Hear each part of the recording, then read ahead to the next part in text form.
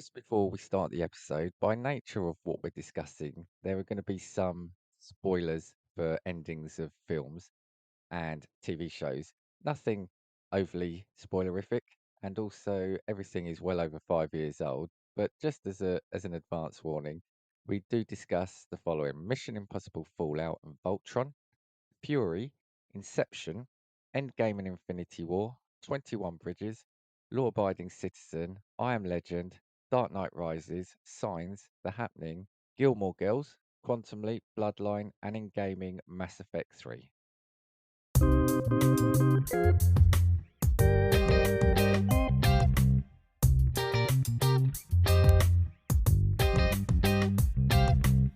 Hello, and welcome to another episode of Casting Views, the podcast with your host. I'm Dan, And I'm Lou.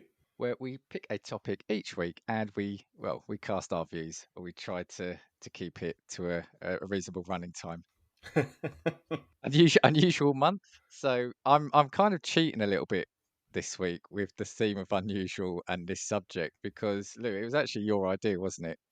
Yeah, it was an idea that was kind of spawned, I think, out of frustration, maybe. But we've kind of managed to wangle it in to Unusual Yeah. Month with the title of this podcast when you see it go out. Yeah. So Lou came up with an idea. Well, actually, I think it was your dad, wasn't it? You told me subsequently, but Yeah, I yeah, think actually, you, yeah. yeah, All credit to Pops. yeah, you come up with the idea of the alternate ending, changing the ending to films or plot point, didn't you? And so I Yeah, said, so, okay, we could yeah, call it the Unusual Suspects, and that's that's how we shoehorn unusual into it. how we're not in marketing, I don't know, because we bloody should be. It's our podcast; we can do what we want, and Yeah, we do do what we we want. cheat slightly. Anyway, before we get in, because we've got a guest, so I'm excited about that. We'll have a promo from one of our friends, and it's Leo Allen over at Voluntary Input. Are you a nerd? Are you a person?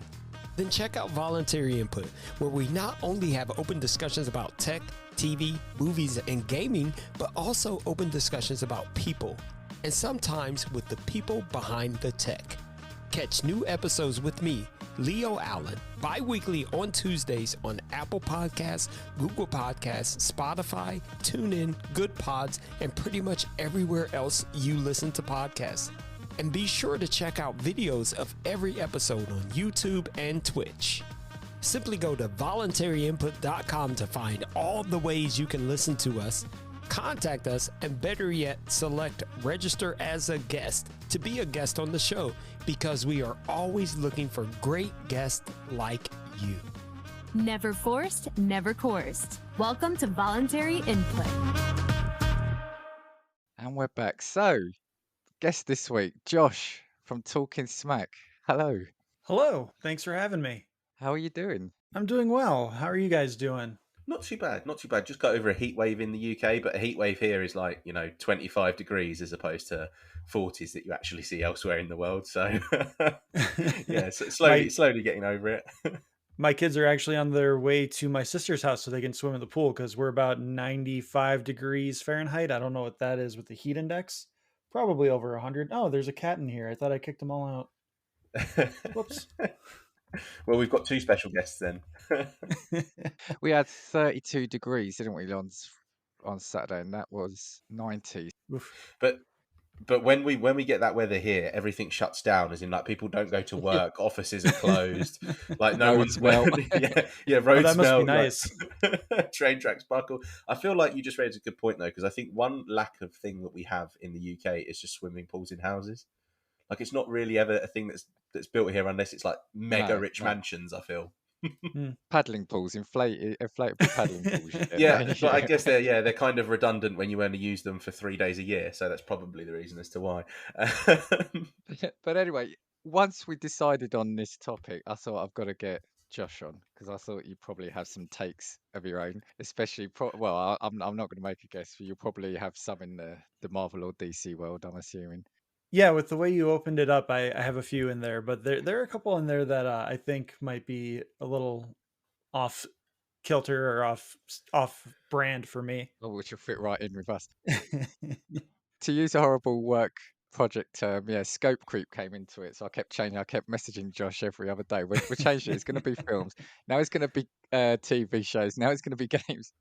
So anyway, do you want to tell us a little bit about your podcast first? Oh man, I gotta fix my elevator pitch because I really don't know how else to describe it other than I I really like talking nerd stuff, mainly superheroes, comics, video games, movies.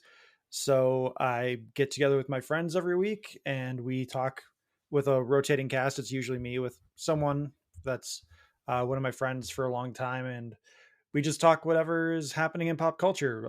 Like coming up soon, we'll be talking about Thor 4. We just got done with our Talking Smackdowns episodes. And yeah, it's just an excuse for me to get together with my friends and talk nerd shop and then meet wonderful people like Dan and Lou here and Antonio from Cultworthy. And just hang out with podcasters who enjoy doing the same thing we do. It's a good group we've got. And how long have you been doing podcast all in all? So I've done podcasting on and off since like 2010. I've just never been able to stick with it, whether for work related reasons or personal life reasons. Like I started talking smack in 2017 because I had left my job at GameStop and I still wanted to hang out with my friends, and this was a nice excuse to get together. But then I started going to school and I had a second child, and now all of a sudden I don't have as much free time. So I put the podcast on hiatus in late 2018. I graduated back in this most recent November, and I was like, I need something to do with my time. What am I going to do with like 2 extra hours each day? I know, I'll podcast and take away that free time. So it just became something, again, a creative output, and again, it just created a really, or I fell into a really cool community that included Dan and Lou and all these other people. It is pretty cool, and I love your podcast. And Lou, don't know if you've heard it. Firstly, the concept of these Talking Smackdown episodes he's doing. So it's you put it out to the public, which is always risky, right? You put it out to the Twitter public about pitching two fictional characters together, didn't you? I think it's great, and just the name Talking Smackdowns, I just think it's brilliant. Oh, that was one of those. I was literally just typing. I'm like, I don't know what the hell to call this thing, and like, there's that WWE SmackDown show, and I'm like, I don't want to call it that, but that's really good. So I just went with it anyway. And you've recently actually come off. You did a stint on the live stream for The Cure as well, didn't you? Do you want to remind us how that went and how much you raised? We raised a little over $300 US. Nice, nice. One of my co-hosts, Becky, and I, we've been friends for like 13 years now, 15 years. I don't know. We've been friends since she was like 16 years old. She's 30 now. So yeah, almost 15 years. We just had a fun little chat about our controversial gaming takes and print media that we would like to see adapted into movies or TV. And then with every donation, we would tell a story about our time in retail or any other like weird, fun customer interactions, which also led to me creating a stipulation of telling the story of when I was a murder suspect for about 48 hours. That's pretty cool, isn't it? That's pretty cool. I mean, it's not pretty cool being a murder suspect, but I mean, that's a pretty cool story to tell. It's a good story because I was not the murderer. Yeah, good that you can tell the story of it. Yes, yeah. Yes. What's the nearest prison to you? Because are we filming this live? People listening won't. I honestly don't even know. Wasn't there a similar story on? It's actually at time of recording your SmackDown bonus episode there today, wasn't it? Your co-host was saying it was talking about potentially being arrested for a crime, but it said a crime I didn't do that night, and someone else said actually did it a different night. And it's just wording is everything, isn't it? Yeah, his phrasing could have been better. That was Matt from the For Real podcast. He's an Air Force veteran, and he was telling a story about how he went to a party off base one time, and he got back, and something happened at the party after he left, and the cops were looking for him because they heard he was there, so they needed to get something from him. But because he had to, it was something big, I guess, he had to be shackled, so he couldn't leave the base or anything like that. But yeah, his phrasing was really good. He's like, I didn't commit that crime that night. Like, so you committed it another night and they just got you on the wrong, it's a technicality? Like what's happening here? I feel like that's probably enough in some circumstances, though. I feel like people have been done for a lot less than turning around and slipping up like that. It's all about semantics. Amazing. Yeah. Context is everything. Context is everything.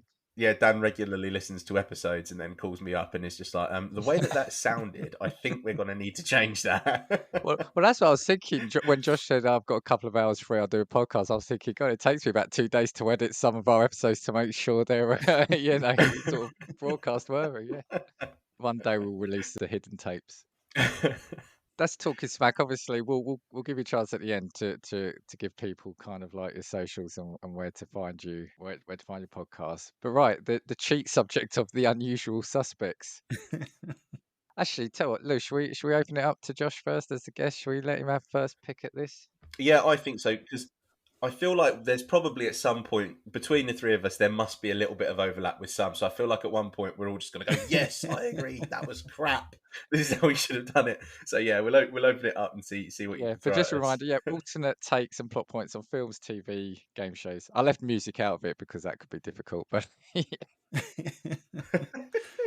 You don't want to change the Britney Spears "Oops, I Did It Again" video, man? Come on. right. Well, now we're talking about it. Okay, so point number one.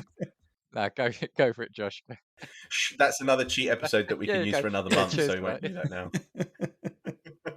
now. So with my first one, I actually kind of have a 2-for-1. I'm cheating because the endings are kind of similar in the feel for me. I'm going with the ending to Mission Impossible Fallout, which is the third movie in the most recent like redos of the Mission Impossible series, the one with Henry Cavill, and also the ending to the most recent Netflix Voltron series. Both have this really weird cultish like ending where Tom Cruise has saved the day and he has Rebecca Ferguson and Michelle Monaghan like fawning over him in this really creepy way because they look very similar. If you haven't noticed, they're both very similar looking, and it just everyone's just like, oh, Tom Cruise, he almost gave his life for this whole mission and he's just the best person ever. And you both of you love him so much, both of you just go and be with him, and it's so damn awkward, it's so creepy, and I do not like it at all. Like the movie is fantastic up to that point, but that ending is just, it's cringe and it's creepy. And recently I've had the realization that like maybe this is some sort of weird power play that he's having over Katie Holmes, because like these women don't look dissimilar from Katie Holmes. So like maybe he's trying to be like, Katie Holmes, look, I can get women who look like you to fawn over me in these movies, and like it's weird and creepy. And then with the end of Voltron, it's a very similar ending where Allura gives her life through magic to save the universe and the multiverse, and the universe kind of creates this Allura cult, and Right. it's just really weird. Like a year later, it has like an epilogue where a year later they're celebrating and like Allura loved this and Allura this and Allura that, and it's just so damn creepy. And everyone's just got this, I don't know, it's too happy maybe, I don't know. It's just, it's really creepy, and it just feels more cultish than it does like she gave her life to save us. So does the fact it's got Tom Cruise in both, does that add a little bit to that? Is there a little bit of that, or are they just very much, it could have been, you could have changed it with a different actor and it would still feel creepy? Well, with the Voltron one, it's just a very similar thing where it's like it's got this like cultish thing where everyone's fawning over this one character, which in Voltron it's Allura, and then in Mission Impossible it's Tom Cruise's character. But again, everyone's just kind of like focusing their energy and their love and adoration strictly towards that character, and it's just really strange. It's not like, oh, I've gone off and lived my life. I've gone off and lived my life and we're coming together because we're alive. It's we're coming together to celebrate this entity, this deity almost, and it's just it's really creepy. It's almost like you're trying to give a payoff to the main character to give them like the hero send off, but it's almost going Yes, too far. exactly. I think that's what it is, and I think again, like when we eventually talk about a lot of films, I feel like you're going to see that I don't like happy endings, because most of mine are going to go stark and depressing. But I hate that where it's almost like you're trying too hard and you've ruined essentially what would be a great film. Because if we're honest, there's always been films that we've looked at that could run for 3 hours, and the last 10 minutes kills it off completely and makes you walk out of the cinema or turn off of Netflix with a sense of dissatisfaction. And that's exactly what I think it is. I think they're turning around and trying to give a hero a huge payoff, But in reality, that's not what we're after, and that's not what we've asked for. You're making it something that's not natural and doesn't feel correct in the way that it's I think you nailed it presented. right there with it's not natural. The whole universe, the whole world wouldn't just stop to celebrate this one person. Like in Mission Impossible, it's a smaller group because they're the only ones that know what happened. But again, they're just like, oh man, Tom Cruise, he's just such a great person. And it's so off-putting, especially when we know Tom Cruise is not such a great person.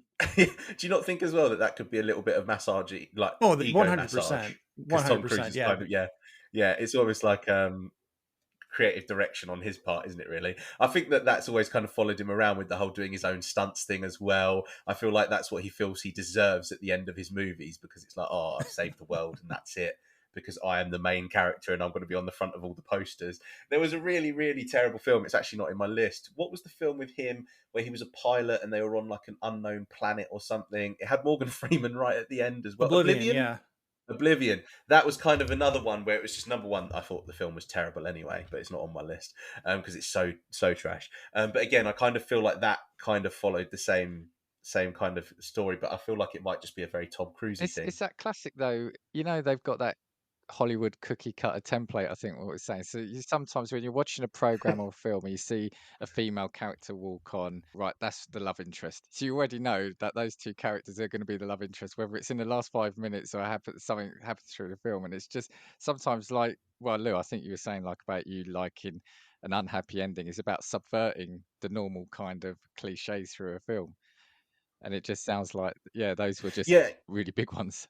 yeah, that's what it is. And I feel like now we're at a really dodgy period in time with film being made, because I feel like, wasn't there, who came up with the theory that there's only like 25 different ways in which a film or like piece of entertainment can actually go in terms Oh, of you're talking about the storyline? hero's journey? Yeah, I think so. Yeah, I think there's only like a set, literally in every film, there's just a particular script that it follows, and you can apply any one of Is it a those flow principles chart? to every film If that's ever this, then made. this. Yeah. Yeah, No, basically. it's So, literally what a they do flow is they chart. turn around and they go. Joseph Campbell. So nowadays, Oh, really? Oh, okay. that's Wow. it. That's it. And it's kind of like, okay, tell you what we do is we pick our hero and we decide he's fighting terrorists, and then there's also got to be a flood, and then we just follow the flow chart to get to our payoff. Done, job sorted. 300 million down the drain, 800 million at the box office. And it's even Yeah, the got love it. interest can't stand each other throughout the film, but then the last 5 minutes they love each other, isn't it? Yeah, that's it. I've got the hero's journey here if you want it real quick. Go for it. Yeah, yeah. So it's split into two halves. You have the ordinary world, which is like the status quo before the adventure really kicks off, which then creates the special world. So you have the status quo, which is like your prelude. You have the call to adventure, supernatural aid, crossing the threshold, which means you've now entered the plot and that you've entered the special world side, the road of trials, the approach, the ordeal, the reward, magic flight, return. This isn't exactly it. Nope, because there's supposed to be like a. Here we go. Mythic structure, Joseph Campbell. So it's ordinary world, call to adventure, refusal, because you can't have the conflict. The initial conflict has to be the person refusing it. So like Luke Skywalker refusing to go with Obi-Wan. Right. I have Yeah. to stay and help my family, and then family's incinerated, so now he can go. Meeting the mentor, crossing the threshold, tests allies, enemies, approach to innermost cave, ordeal, reward, the road back, resurrection, the return. So So we just ruined basically the every films movie now, haven't follows we? this Yeah. formula, and like certain roles can be combined too. So like the mentor could also be the antagonist. Like there can be a twist there if you need it to be, but everything flows within that formula. So if you were to have changed the Mission Impossible ending, would you have just had less of the ego massaging of Tom Cruise's Yeah, I think character? the way the movie ended, you could just have them go back to what are they the MIF or IMF, the Impossible Mission Force or whatever they call themselves. You can just have them go back to headquarters. Everyone go, nice job, Ian, Evan, whatever his name is, and then just kind of do business as usual. Like everything just continues because that's what the IMF does. Is they stop world-ending scenarios on a regular basis. So why is this one time the moment where everyone stops and just applauds at how amazing he is? Yeah, I kind of feel like that's a really good point, because they've kind of almost broken what is like the internal storyline as well, and the way that the like universe, the Mission Impossible universe, is supposed to be. And they've kind of broken that with the ending as well, because like you say, if it's supposed to be something that's covert and that's the way that the whole principle runs, you kind of destroyed all of that myth, Mhm. haven't Is it you? not the modern version, modern action version of, you know, how every Star Wars film, and I've got to be careful with Star Wars fans, but you know, at the end of Star Wars where it's all the happy music and they're all celebrating, smiling and looking at each other and looking at each other. Is it the modern version of that, the proper happy ending? But again, it's not. It's a group setting though, so it's a little different. Whereas this is Yeah, just fair Tom play. Cruise getting himself stroked off by himself, essentially, since he's a producer. Well, we know Tom is actually our number one listener, so Tom, you know, Funny enough, when I did have Twitter, Tom Cruise actually did follow me on Twitter, claim to fame right there. I'm going to but send him a wasn't it DM Come at after me, because, this. come at me, bro, with your Scientology money. but wasn't the funny thing is, didn't he follow you after you did a tweet slating that Oblivion film? That was the Yeah, funny yeah, thing. yeah. That was actually the claim to fame. I came out of the cinema, and no word of a lie, I'd been out of the cinema for maybe all of 60 seconds. And back when Oblivion came out, what 2013, whenever you were dissatisfied with something, you just sent a tweet, didn't you? That's what you did. And I literally just tweeted at Tom Cruise, "Oblivion is shit." And then about 10 minutes later, you've been followed by Tom Cruise. I was like, Which I no think fits way, in with what that is Josh is saying, that amazing. he's just constantly stroking the ego. He's seen someone mention his film. Oh, this is great. This guy loves me. Yeah, yeah. He's seen a mention, and he's not read the 3 words that have followed, and he's been like, right, that's it. All right. Loves me. Well, Amazing. Josh has gone straight in with one of the biggest Hollywood stars there. So, what other targets are we painting today? Well, Lou, if you got what? Do you want to give us your first one? Okay, I've got one. Now, I've always been a fan of war films. I love A Saving Private Ryan. I think it's an epic. Defiance, I actually really quite like that. Downfall as well, the film that was all done in German. Love that. Valkyrie, brilliant thing as well. Actually Yeah. had Tom Cruise in it as well. One film that I really loved, however, I would have changed the ending to, was Fury. Now, have either of you I seen think so. Fury? Is that I Brad have not Pitt? seen that Yeah. one. Yeah. Brad Pitt. Okay, so we'll set the scene. Fury, 1945, based on like a tank, an armored convoy. Brad Pitt plays main character. It's got Josh I Bernthal in it. remember. Is that his name? The one Oh, who in played Walking Dead. Yeah, yeah. John Bernthal. Sorry, yeah, that's it. Michael Pena. Shia LaBeouf is in it as well. And just a quickie side note, cool fact: in the film, he actually had a scar on his face, and rather than have the makeup department do the scar every day, he just took a blade and cut his face open every day for Wow. filming, Gosh. because he was so dedicated to the role. And I'm pretty sure that he pulled a tooth out as well for it, if I remember rightly. There's I will double method check that, but acting, I'm and pretty then sure. there's your So, have we both seen Saving Private Yes. Ryan? yes. Yeah. Okay. So, for context, there's a character that comes in, and he's kind of seen as the newbie. Name's Norman in the film. And it's kind of the same character arc as is it Upham in Saving Private Ryan. Comes in very innocent, hates the thought of war, and then by the end of it, kind of has his turn to like shooting Germans and that sort of thing. That's kind of like the character arc, if you'll have it like that. So throughout this film, the film is all based on kind of the transition between this character's innocence and war turning him into a monster. So in the film, there's like a forced execution which he's made to take part in. He has a love interest which ends up dying, and that takes something from him emotionally, that sort of thing. Then at the end of the film, it's kind of your all out, this is it, huge sacrifice, all of the characters. So again, sorry, there's spoilers already. We should put a thing at the beginning of this episode. All of the characters. So basically, it's like your last stand. They all decide to make a sacrifice. So they sit on top of this tank, and there's a huge battle that lasts probably 30 or 40 minutes of screen time. Now, at the end, the young character that came in innocent, who's become what is a monster by the end of it, is the only one surviving. And he crawls underneath this tank. And in the film, obviously, it's the end of the war. And this is terrible because Fury is not necessarily supposed to be a historically accurate film, but I feel like you could have made an ending that was jaw dropping. So, the end of the film, he crawls underneath the tank and he basically hides because the Germans have overrun the tank. And then he sees a light on his face, and it's a really young German soldier who sees him underneath the tank. So Norman, the character, puts his hands up as if to say, please don't do anything. The German switches the light off and just walks past. And he's found in the morning, taken away. Oh, it's like him moving away from this tank and seeing it roll off in the distance. And the payoff was that he's turned around and survived like the terrible horrors of war.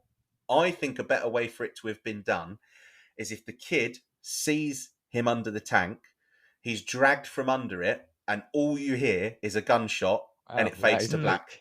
Yeah. Because to me, it would have been a beautiful take, because what you've done is the film has started with the horrors and the innocence, transformed the innocence into horror, and then what that film then becomes the ending is you look at that next German soldier and it's just a repeating of the cycle. I think it could have been a beautiful metaphor for war there. It could have been a really jaw-dropping ending, because there was no satisfactory payoff then. The audience walks away thinking, oh, the innocent boy got away with it, but not with what he's done in this film. Like, he shot people in cold blood. Like, there were instances of like the execution, which he was forced to do at the time, but all built towards this being a story about how war turns people into horrific things.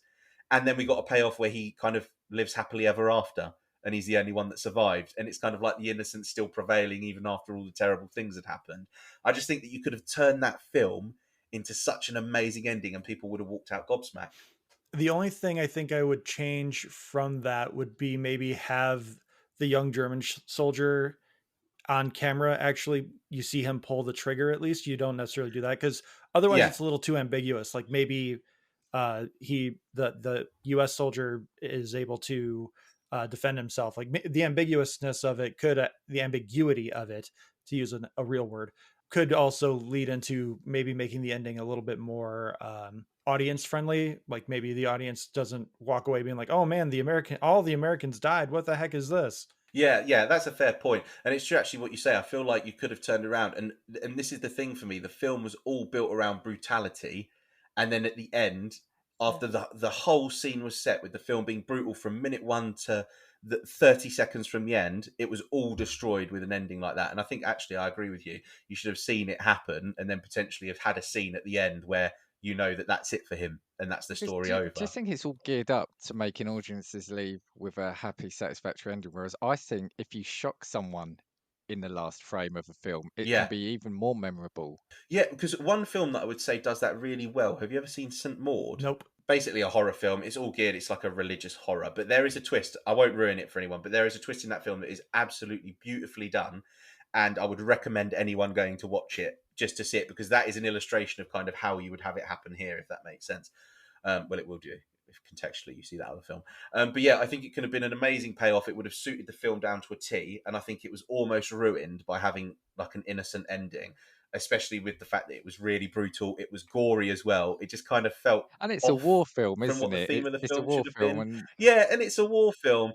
It was just strange. I don't know. Obviously, as well, like, we are a Western audience, so I feel like the payoff is that, oh, the Allies win, yeah, kind of thing. Still, it's like that's kind of the way it's been geared up, maybe. But I feel like if they're filming a film like that, it was beautifully done, and that's probably the only criticism I could have had of it. good one. I've got a really quick one before we go back to you, Josh. And it actually is quite coincidental timing because mine's all about ambiguity as well. Now, I don't mind an ambiguous ending, right? I know my partner, she can't stand it. She's like, no, you're telling a story. I want to know what the ending is, right? For me, and it's only because it's like one of my favorite films. It's I'd change the ending to Inception just so it doesn't leave on kind of like that cliffhanger ending because I want that thing to fall over. I want to know he's in the real world, and I want to know. Having said everything, I'm a hypocrite. Having said what I've just said, I think I'm so invested in that film, and I love that film so much that I kind of don't like the fact that it ends on a "is it or isn't it" scenario. That's the only thing for me. I want it ending so I know he's in the real world happy. I think that one as well is difficult because, again, comparatively to the last one, I feel like Leonardo DiCaprio's character you sympathise with during that film. And so as a result, you want him to have a payoff. You want to know that he's won. And the scene of that spinning top, I remember, caused so much outrage, and still does even now. There's discussions on the internet, like Reddit threads that have been going on for 6 years about whether or not it fell because, oh, one of the directors said Yeah, this in yeah. interview. But yeah, no, I actually agree with you on that one. That's a really good one because I didn't have it. I know there's a It, fan theory, or like, I don't know if it's a fan theory or just like a series of essays that other people have written or talked about with this movie. But anytime Michael Caine is in the scene, it's supposed to be the real world, from what I understand, because he's never involved in the dream stuff. So if Michael Caine shows up, it's supposed to be the real world, which Ah, at the end he's there. So if you want to look at it that way, there is kind of no ambiguity. It's just the fact that they have the top okay. still spinning to kind of lead on to it. But again, there's never anything substantial to that. It's all just like this happens and Michael Caine is there and it's the real world. this happens, Michael Caine's not there, it's a dream. Therefore, Michael Caine's there, and it must not be a dream. But again, that's what Christopher Nolan likes to do. He likes to Yeah. make you talk about his movies. He likes to make you think. So it's one way or the other. But I think it is. I think it is the real world because we do see the top wobble a little bit. Yeah. So Yeah. I think Yeah. that kind of leads to it because in every other scene, the thing just kind of keeps going in a circle. But with the wobble, I'm like, oh, it's slowing down. But I can see where you would want that less ambiguous ending with that movie. It's like a 3-hour film, and all you That's need is exactly it, like and that's what I'm 15 saying. In the seconds. scope of it, it's really not because it either is or it isn't, and you can go away thinking it is or it isn't. It's up to you. But like I said, I love that film. I love the group they get. They all go through. I hate saying it, but they kind of go through this journey, this mission, and it's like it just feels like it's unfinished. But I like that. I like that theory, and I'll take that. As you were saying, I was getting confused, and I was thinking of the end scene of Batman where he's sitting across them in Venice. Is it Venice or Paris? I was thinking of that scene, but yeah, the Michael Caine theory, I like that. Michael Caine's always there for a good payoff then, because if he represents that in Inception, he also saw Bruce Wayne at the end of Batman as well. So any end scene with a Michael Caine film, you know that it's got to be an all right one. Josh, what's your next one? Let's see here. I think I'll save my off-brand one for last. Let's go with a plot detail that I'll change. I talked about this a little bit with my phase 2 segment with the No on 15 podcast, but if you guys haven't listened to that, I'll go with this. In Captain America and the Winter Soldier, arguably one of the best, if not the best, Marvel Cinematic Absolutely. Universe Yeah. movies, I would replace Black Widow with Sharon Carter. I think that there's a big gap in the chemistry between Emily Van Camp and Chris Evans as Steve Rogers and Agent 13. And I think that comes from the fact that we get little to no screen time with them together. She like flirts with them a little bit in the hallway where she's like, "Oh, I got to go do some laundry," and Steve's like, "Want to have a cup of coffee?" And she's like, got to go do laundry. Sorry. I think if you get rid of Black Widow or at least make her a side character and you put Sharon in as the sidekick, you get that a pretty compelling story where Steve has to decide, do I trust this person? She's the niece of someone I knew, or maybe you don't even reveal that at the time, but he has to decide whether or not he can trust her. And the movie's about them building trust, and like you can throw little things in there every now and then to kind of keep that espionage thriller going of like, oh, she betrayed me, but no, she didn't. And I think you could still get a really good movie that develops that chemistry with Steve and Sharon to kind of pay off that kiss in Civil War. Whereas with Black Widow, again, audiences are familiar with her. She doesn't necessarily add anything to the story other than she's like, oh, I feel so bad.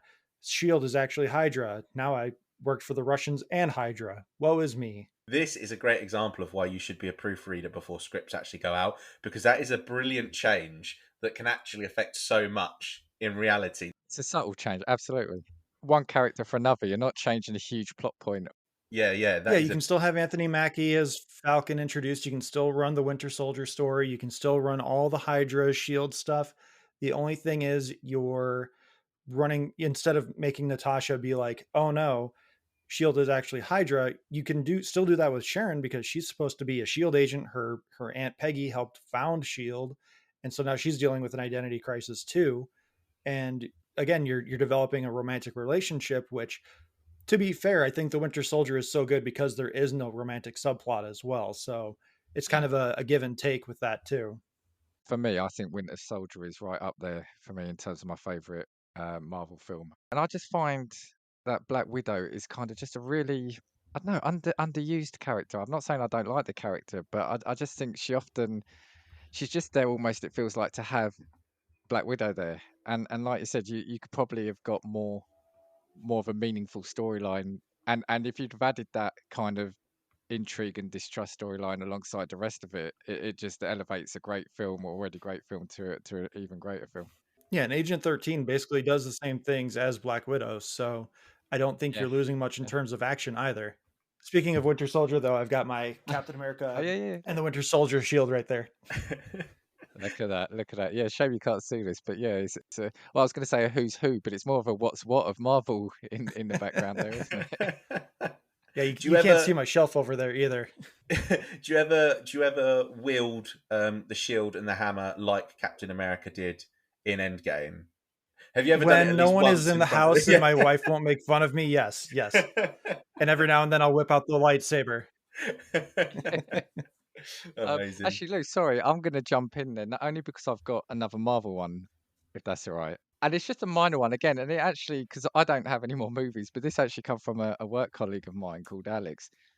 And it's again, I don't know what you think of this, Josh, but he was just saying Doctor Strange, he liked it, but he would have liked more universes because it was a multiverse of madness, and I only really went to two, the real one and the second one. So I know they have that scene where they're kind of flipping through them all, and I was thinking, would I have liked to have seen them sort of actually enter into a few more universes? But it was already a couple of hours long, so I'm wondering what you're going to cut out or how long are you going to make it just to add like Paint World or something, Paint Universe in. Yeah, it's a little bit of the Age of Ultron conundrum where it the title conveys one thing and what you get is another. I think if you make it more multiverse jumping, you're sacrificing story for spectacle, and that Yeah, becomes a problem because then you're not telling a compelling story. You're just satisfying a nerd need, essentially, of like, oh, we're in this universe where everyone is food, we're in this universe where everyone is animals, yeah, and it's yeah. it's not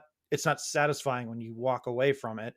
So like if you're walking in going like, oh, we're going to jump into like 6 universes and see so many different things, it's definitely not that. It's more of a, you're going into one universe because the entire multiverse is affected. But there is that quick like blink and you miss it kind of sequence where they're first falling through the multiverse and you get like their abstract shapes, their cartoons, their paint, and all sorts of different things. Which I mean, I thought Multiverse of Madness was on par with the first Doctor Strange movie. I don't know if I liked it as well because I don't think the finale is quite as satisfactory. I liked it. Lou, yeah, I don't. Have you I haven't seen it seen it yet? yet. No.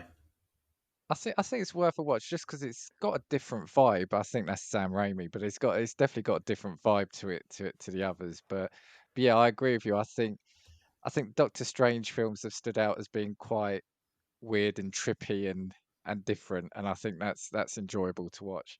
Again, you've hit nail on the head. I think with the title, I think the title, yeah, you want it multiverse it, but they only went to two. Sorry, Alex, we don't, none of us agree with you. So, right, Lou, sorry, over to you. Well, I tell you what. Now that we're on the Marvel theme, Okay, I'm going to okay. stay there. And this is Infinity War. And again, this is a very last 5 minute thing because this was Thanos' snap at the end. I just didn't want to see anything after Thanos' snap in that film because I feel like it kind of Ooh. gave us everything anyway. So, did I really believe that there was any danger to any of the characters that I saw disappear, barring Vision at the end of that film? Obviously, I feel like it was definitely lights Yeah. out for him. But did I feel that there was any inherent danger to any of the other characters looking at them fade into nothing? No. And so it kind of set me up for the next film as okay, well, how are they getting back? That's just the way the next one's going to start. I feel like it didn't leave me with any jeopardy like it probably should have done. I have to do a hard disagree with that Oh, one. oh no. The end to Infinity War, that was one of the few moments where like you could hear a pin drop in my theater. I think I was the only person that chimed in like when T'Challa starts fading away when Okoye reaches for him. I audibly went, "Oh shit!" And like, I was the only person in the theater that like made a noise in that moment.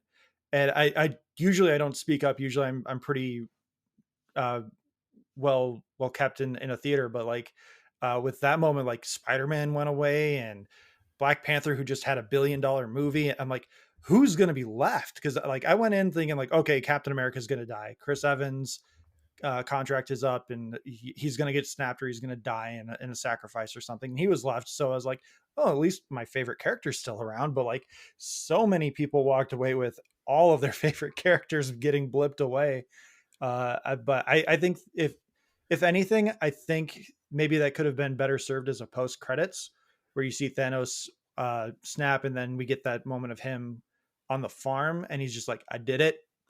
And then we get the credits and we're like, what did he do? What happened? What are the repercussions? And then we get the post credits where we see the other perspective where uh, he goes through the portal, Thor gets his hammer back, and then we see everyone starting to ash away. I think that might have been a bit more compelling because again, you're sitting through the credits like, who's going, what's happening? But I don't think I would change it into going into Endgame because again, Endgame is like you said, Lou, it is more about how are they getting them back. So I think that having the movie start with all these characters getting dusted away kind of takes away, especially from like the way they did start it with Hawkeye losing his family, because that's a big character moment for him. So you Yeah. really need that punch because we've sat on that moment for a year at that point. So now we're Yeah. sitting there and we see what Hawkeye goes through with it too. So I think you kind of take away from that moment if you save that for the moment with Endgame.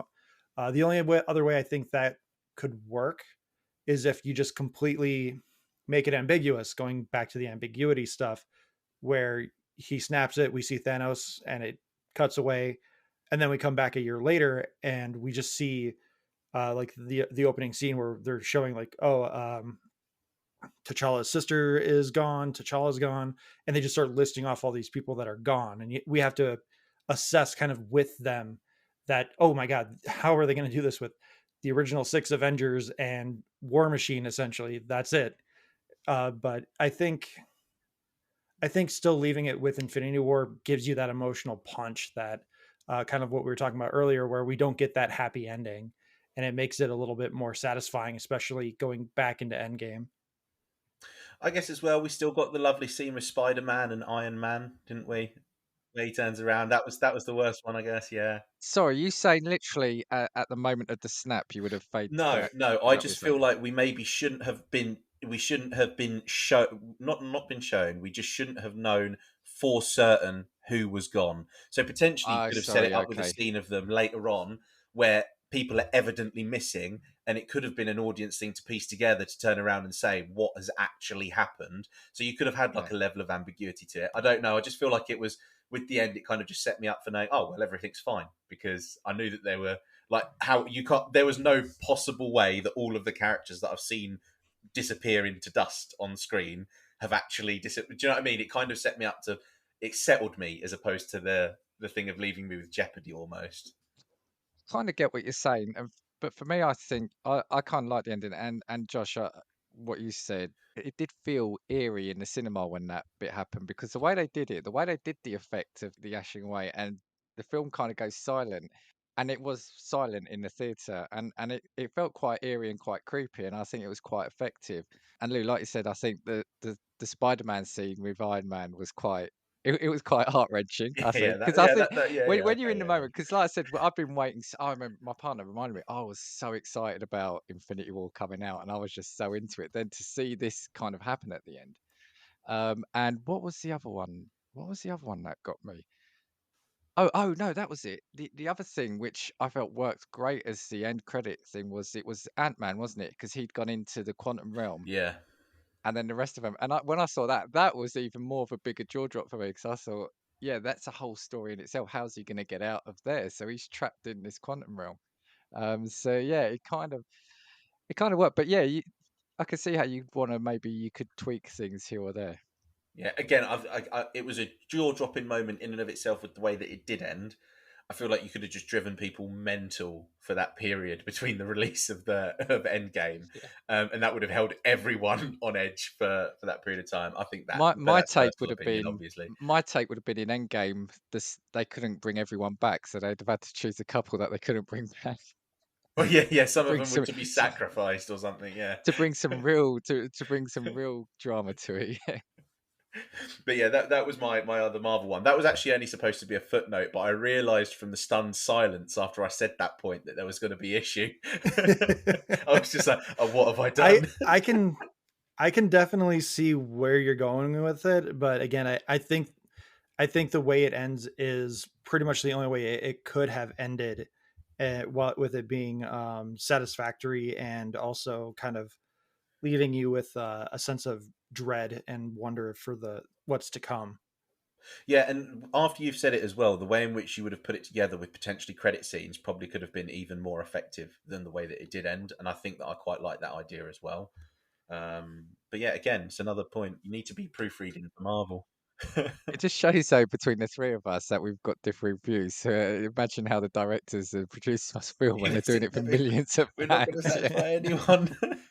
Well, if anybody is listening to this that is, got links to Marvel, do know that you're just not going to satisfy all of us.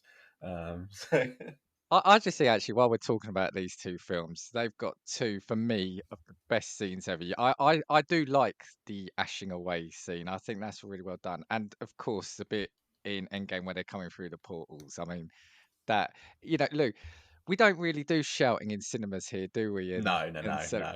but I there was audible cheering at that scene in a British cinema as well. And I was like, when he says "Avengers Assemble" and he catches that hammer, it was great. As a fan, it was just great. Yeah.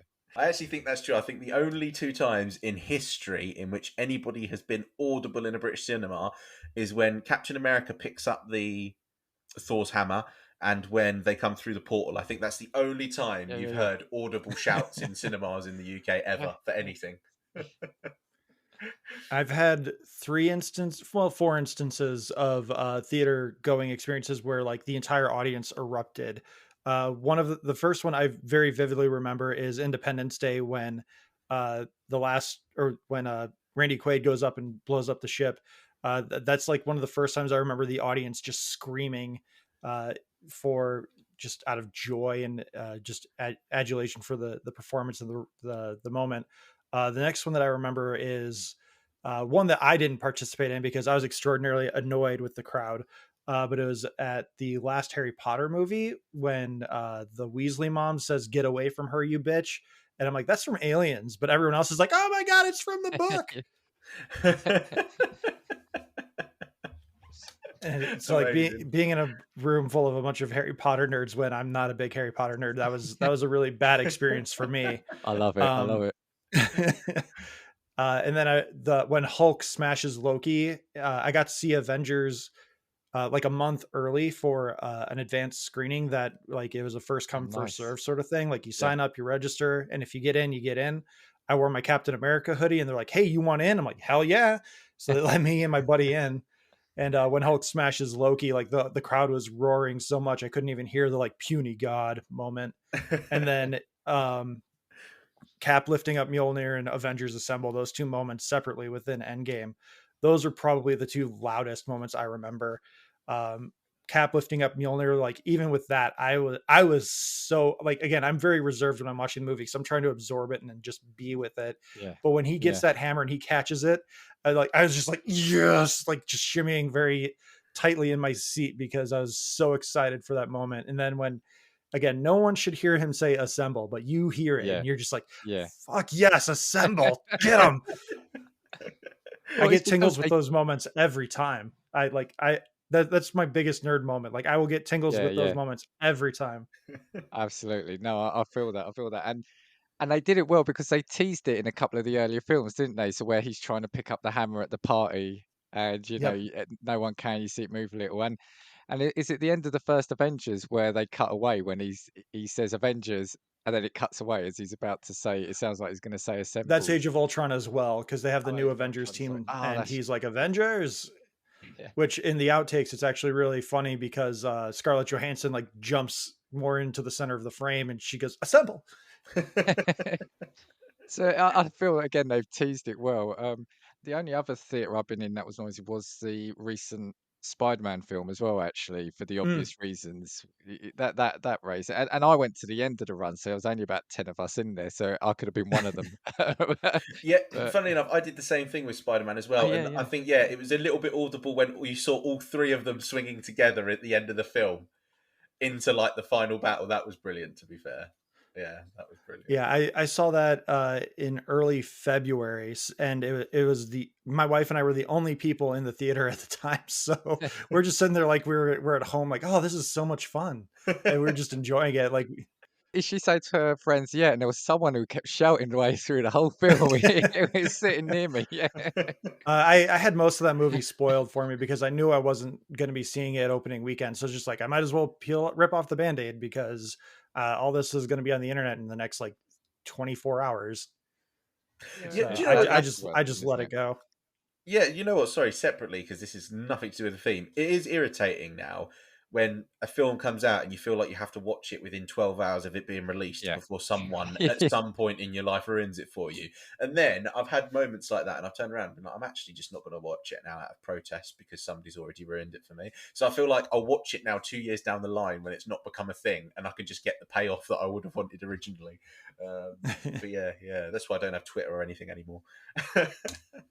It's more, I think, what's more dangerous for that is TikTok, because you're just Oh yeah, scrolling through and the you just page see it. inevitably. Yeah, you can't stop it. Right, well, we descended into to Marvel, which is nothing, not bad, not bad. I just think it's Josh's turn, right? Is it? Okay. Yeah, Yeah. no, I you mentioned because you mentioned about Infinity War, didn't Yeah, you? yeah. I mentioned Infinity War. Yeah. Okay. I mean, I'll go with I tease my off-brand one, so this one might come as a shock to some people, but I love this show, and I was really happy when it came back on Netflix. It's Gilmore Girls. Do you know what? I've only ever seen a couple of episodes of that. Yeah, I think my girlfriend watches Gilmore um, Girls, but never sat down yeah, with her to watch it. as an adult, I've kind of learned and realized that yeah. Lorelai is a horrible person, but the end of the Netflix seasons with A Year in the Life, apparently that was supposed to be the original ending. Spoilers for Gilmore Girls: A Year in the Life. At the end, Rory, the daughter of Lorelai, reveals that she's pregnant. But in the context of this new season on Netflix, she's in her 30s.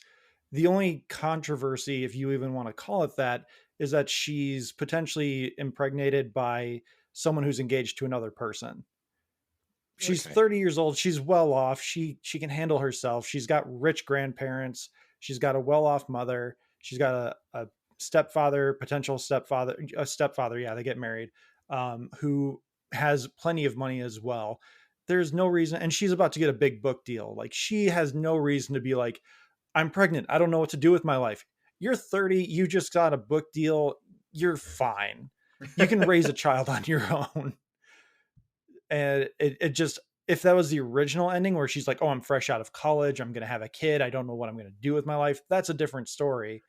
But with the way this series presents the moment, because it cuts to black, she goes, Mom, I'm pregnant, and then cut to black, and it's like, okay, what's the point, what's the matter with this? Like, oh no, you're pregnant with this rich guy's child who is engaged to someone else even though he doesn't want to. It's a marriage of circumstance because rich people need to inbreed.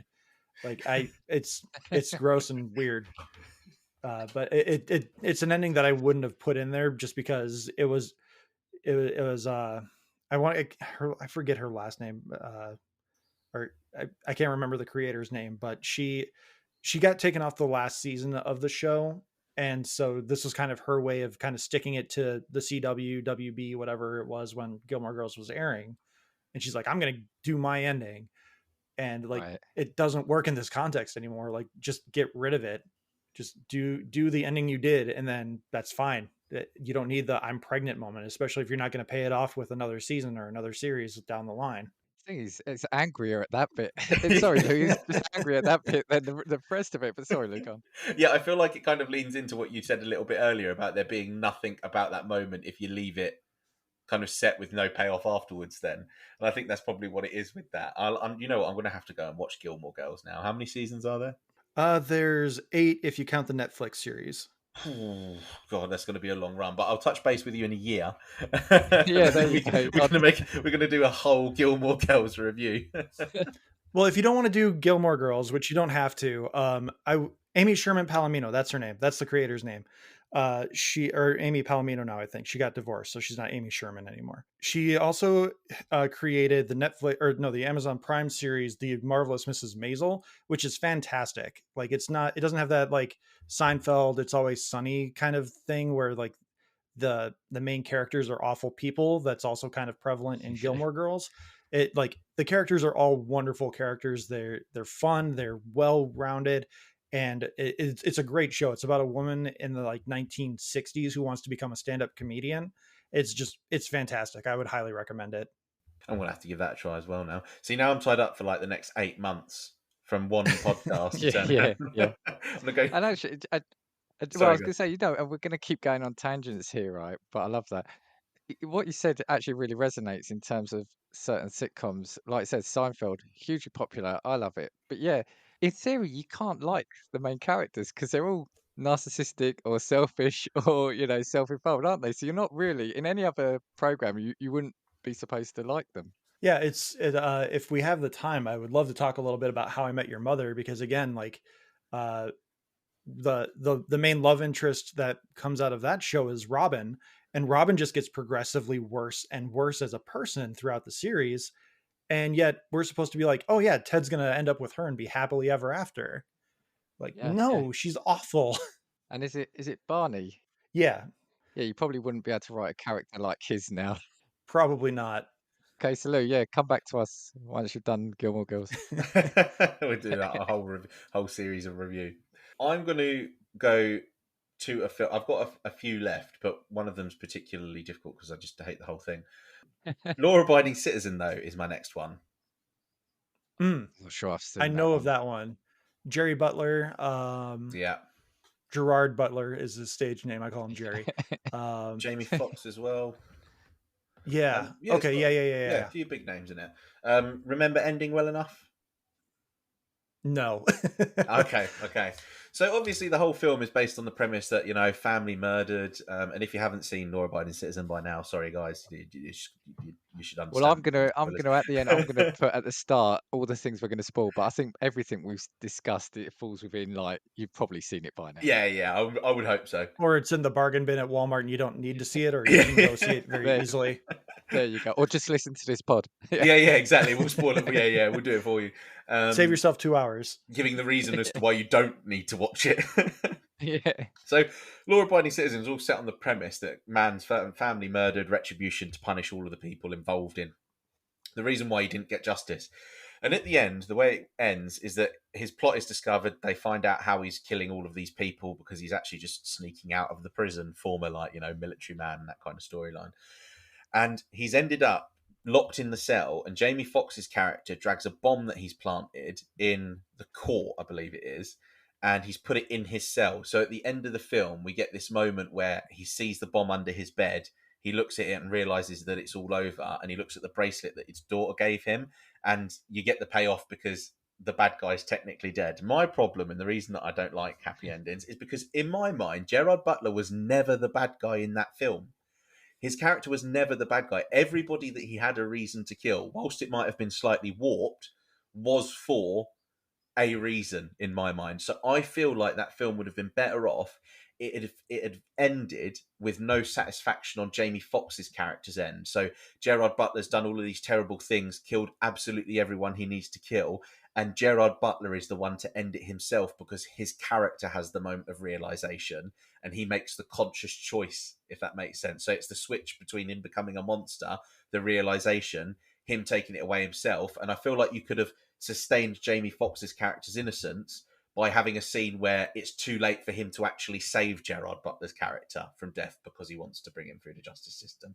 That's kind of the way that I would have done it, because I feel like the way it is kind of like Jamie Foxx walking away from an exploding prison so we can have that shot of an explosion in the background and our hero walking away. Do you know what I mean? That's kind of the way it is Yeah. positioned to me. And then it goes back to normal life. Whereas I feel like if you'd have had Gerard Butler's character have the storyline of the understanding, the realization, and then him ending potentially his own life himself in that film to kind of bring everything full circle, you would have had the emotional distress of Jamie Foxx's character realizing that absolutely everyone's lost and there was nothing that he could have done about it. Whereas the last action is the only thing that he had control of. And I just didn't like the way that it settled, that film. I don't know.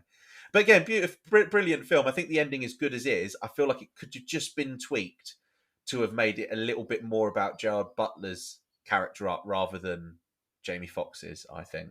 Seems fair enough to me. Seems like a well Yeah. thought out. Yeah, see, change, that's yeah. see, you know that one's good because Yeah. I had no complaints No, on that. no additional notes. I was just thinking how the ending was actually fairly similar to one of Chadwick Boseman's last performances in the movie 21 Bridges, where Yeah. it becomes like a big inner city conspiracy where like the police force and the mayor's office and all these other bits of the city are working together to create this drug ring.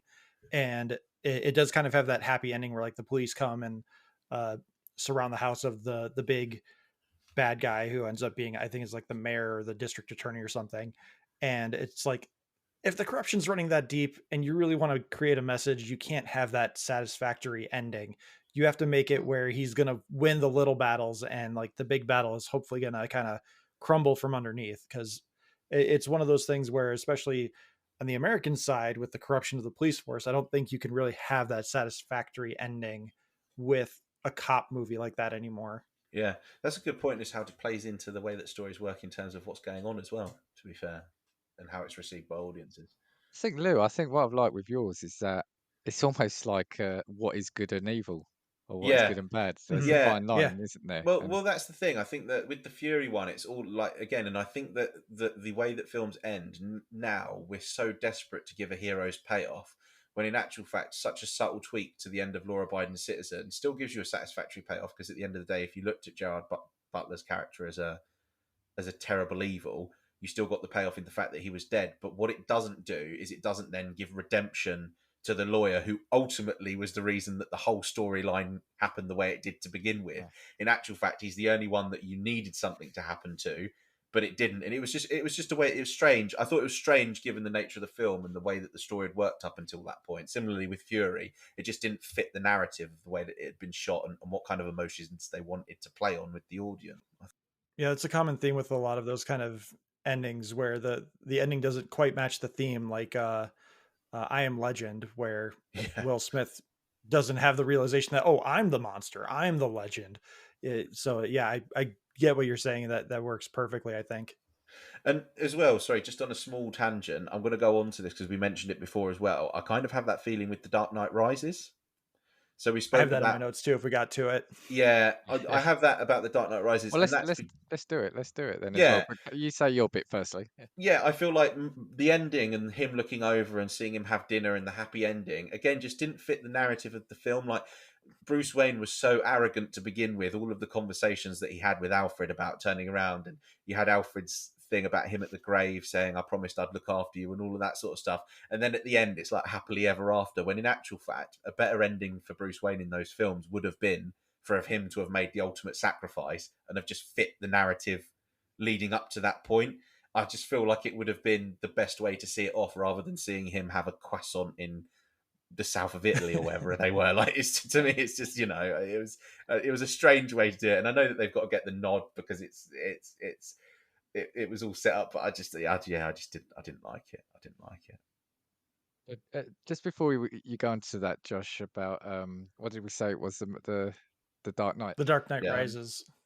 Just to your point there about I'm Legend, I did have, if we got time later, I'll come back to it. But according to Reddit, which we said is obviously the font for this, the 10 worst movie endings, I'm Legend is in there.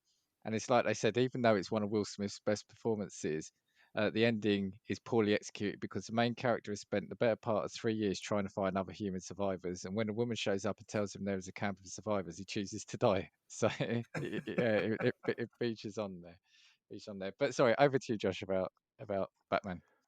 So I honestly have not seen The Dark Knight Rises in its entirety since I saw it in theaters because, among other things, I found it extraordinarily boring. But the ending alone just leaves a bad taste in my mouth because, again, I think there's a lot of issues within the film. Like Bane goes into the Gotham Stock Exchange and just kind of empties out Wayne Enterprises or does something to the stock of Wayne Enterprises so that Bruce Wayne is technically broke.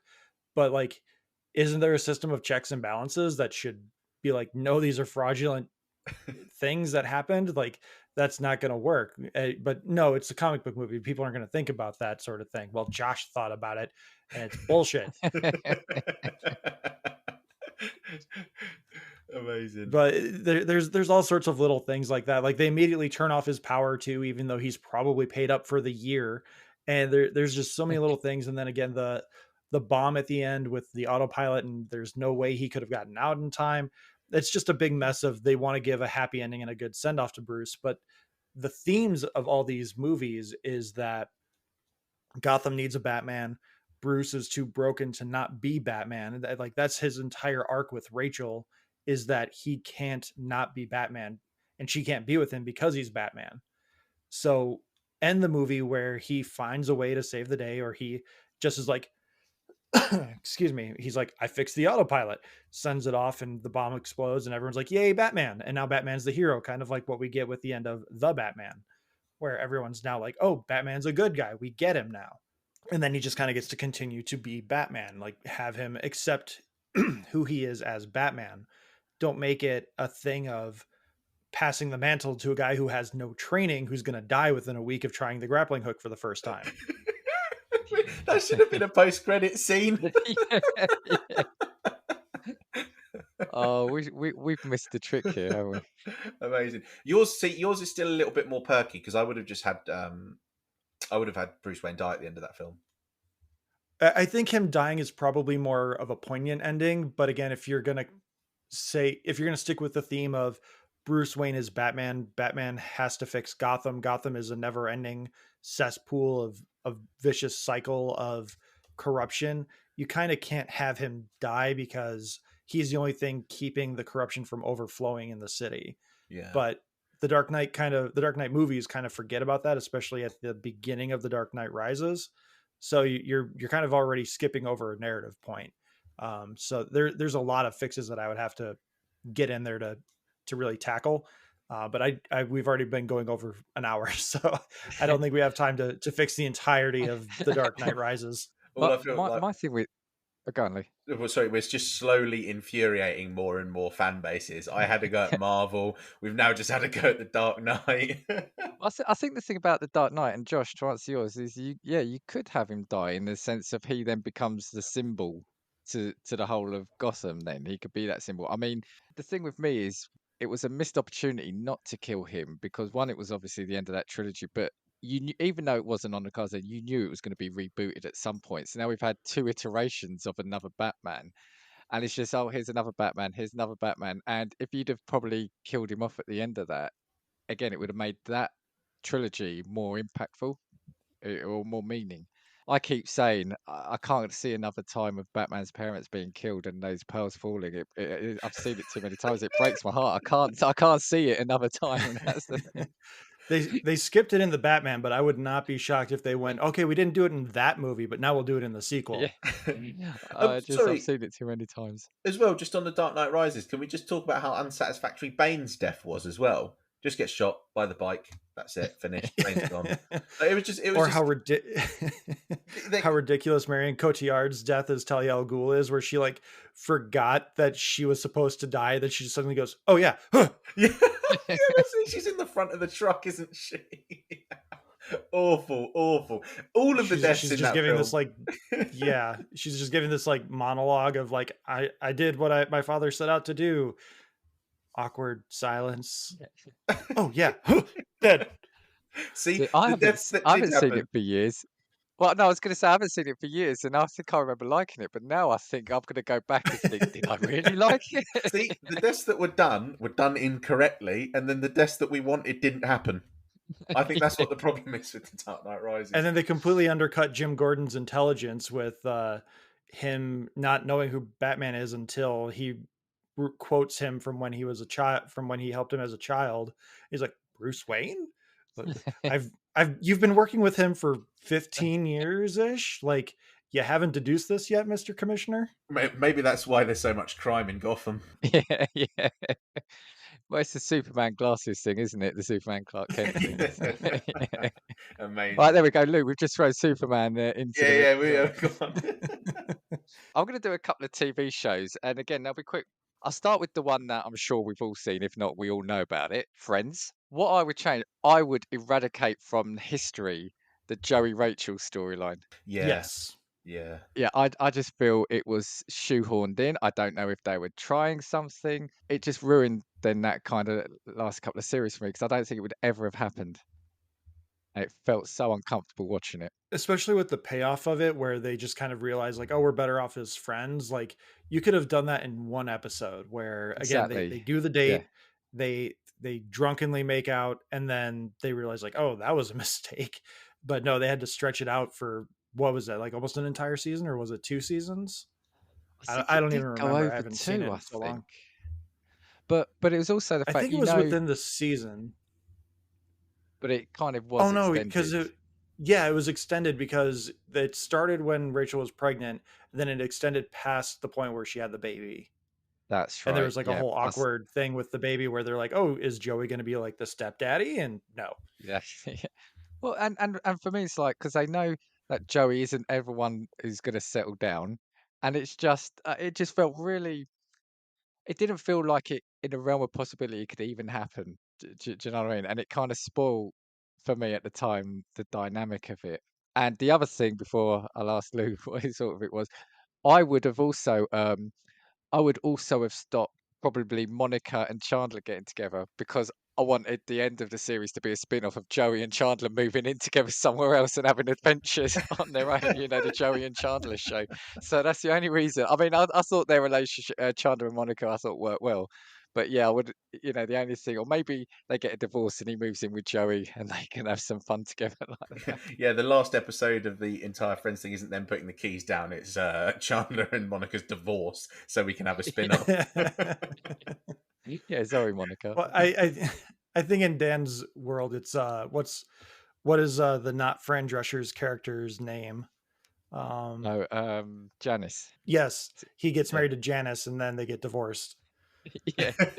Yeah. There you go. So I had that, and on a similar theme, have either of you watched Frasier? No, I've watched like episodes I here have and there, but not. no. No, and for me, it's like there's so you've got Frasier's brother Niles, and he's just as uptight as Frasier, and they get a therapist, a living therapist for their dad, who's from England, Manchester, England, Daphne, and she's kind of like plays a ditzy kind of Brit, and Niles always fancied her, but I think yeah, he was married and then gets divorced. And anyway, it's like 7 seasons of him yearning for her, and then they get together, and then from that moment, I felt like it went downhill because what was like a key element of a show for 7 years, his constant yearning for someone who was nothing like him. They got together and then they just didn't feel like they fit, and then they turned her into quite a prim proper character, which I'm not saying people can't change, but it just changed the whole dynamic of the last couple of seasons for me. And it's just an example of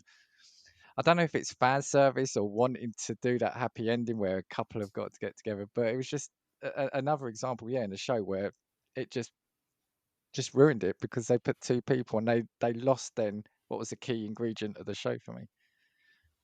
Yeah, So I think that's fair. Yeah. See, now I'm going to have to watch Frasier as well now. that's funny. You can watch that. They're short. It's like 10 seasons, but they're only like sort of 25 minutes long. So I feel like here they used to uh, always be on in the mornings at like 7:30. They used to run like 2 episodes next to each other on TV. yeah, still do. I think Channel 4, 9:30 to 10:30. So yeah, Probably. you definitely watch Frasier. Well, it was one of the ones. It was yeah. It was one of the ones where kind of like my partner loved it as well. And coming off the back of Cheers, I was already really enjoying it. And it was a clever spin-off. It was good until they got Niles together with Daphne. But anyway, who's next? Lou, actually. Do you want to Okay, chuck one in? I've got one. It's Mark Wahlberg. It's The Happening. I've not seen that one. No, not seen it. Not seen it. It's like I plants feel like attack I've seen people. it through proxy. Yeah. But there's no real way to describe the plot of the film. Plants create some sort of toxin that goes into the air and makes people commit suicide, basically. There's actually a really cool scene at the very beginning. It's probably the only half decent bit of the film, like the only 4 out of 10 bit of the film. And there's a scene of like construction workers all jumping off of a building. And that's like the opening scene. So basically, your hero in Mark Wahlberg doesn't shoot any terrorists or anything in this film, which is very unlike Mark Wahlberg. He goes on this journey. All of these people are dying, and the wind basically is the indication of this toxin moving through the air. So bushes start to move, and all of a sudden, you need to get inside and close the windows because otherwise you're going to want to kill yourself. And at the end of the film, they're all sat in a house, and they're separated. So Mark Wahlberg is separated from his like love interest, I guess, and then a small child as well.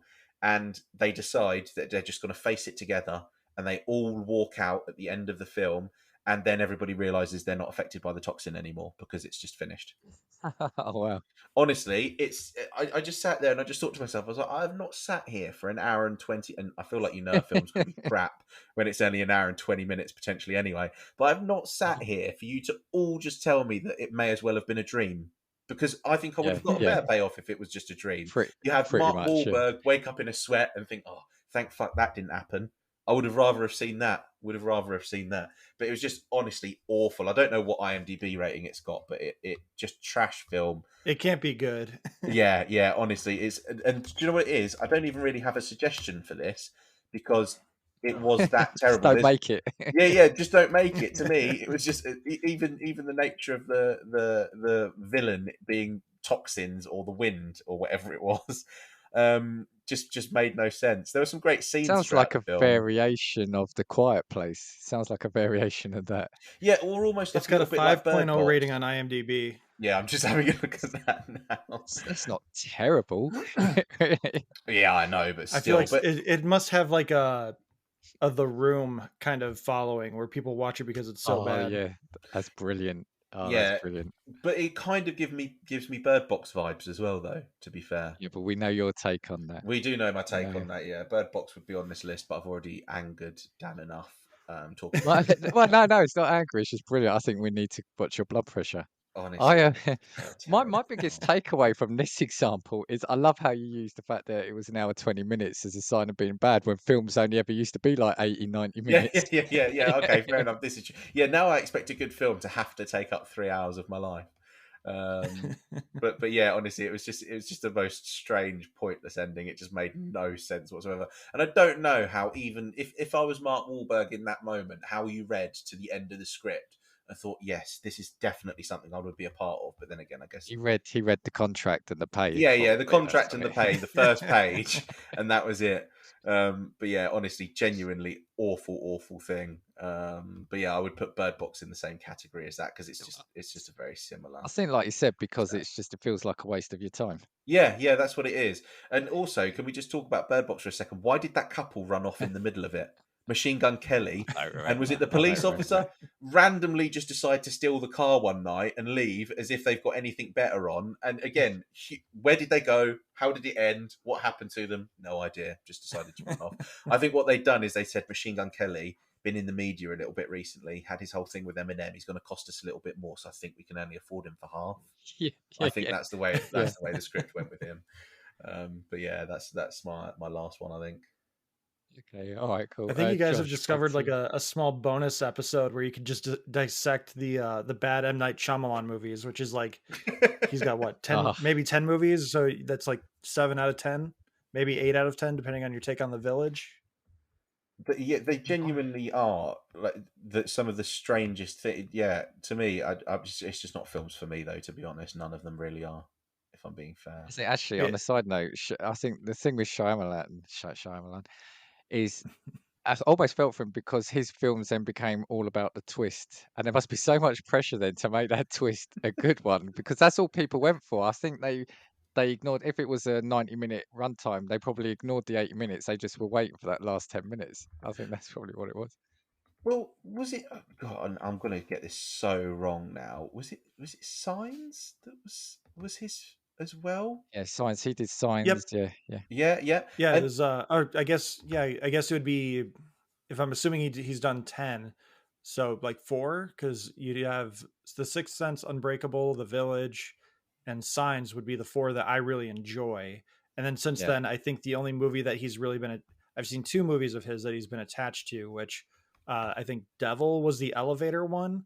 He was a producer on that, which I thought that one was actually pretty decent. I'm not a big like horror thriller kind of person, but I enjoyed that one. That one was interesting.